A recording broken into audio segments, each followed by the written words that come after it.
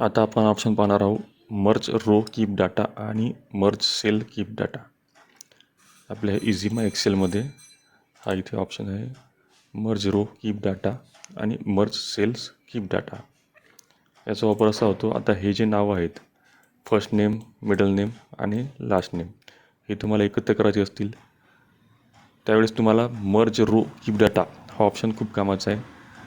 हे तुम्ही फंक्शन वापरून पण करू शकता, पण तुम्हाला यामध्ये फंक्शन वापरायचं काम नाही, सेकंदामध्ये काम होऊन जाईल. बघा, फक्त सिलेक्ट करायचं आणि आपण क्लिक करायचं मर्ज रो कीप डाटाला आणि हे झाले मर्ज.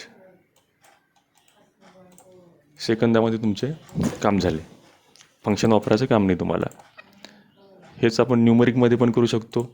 हे बघा, हे जे आहे स्टेट कोड, डिस्ट्रिक्ट कोड, तालुका कोड या सर्वांचा एक कोड बनतो जो आपल्याला कंटिन्यूमध्ये पाहिजे असतो. तुम्ही फक्त सिलेक्ट करा आणि मर्ज रो कीप डाटाला क्लिक करा, लगेच तुमचे कोड तयार होऊन जातील. त्याच्या खालचं जो ऑप्शन आहे मर्ज सेल कीप डाटा हा जेवढे सिलेक्शन असेल, जेवढं पण सिलेक्ट केलेलं असेल त्या सर्वांना मर्ज करून टाकतो आणि डाटाला एकत्र करून टाकतो, कंबाईन.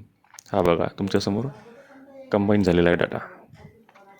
आता हे जर केलं मी असे सिलेक्ट केलं आणि ऑप्शनला क्लिक करून मर्ज सेल कीप डाटा, लगेच तो सर्व मर्ज होऊन एका सेलमध्ये येऊन जाईल. दोन्ही ऑप्शनमध्ये फरक आहे थोडासा. मर्ज रो कीप डाटा जो ऑप्शन आहे हा रो वाईज कन्वर्ट करतो, म्हणजे जेवढे रो सिलेक्ट केलेले असतील तर रो वाईज कन्वर्ट करेल आणि एका सिंगल रोमध्ये येऊन जाईल तो डाटा.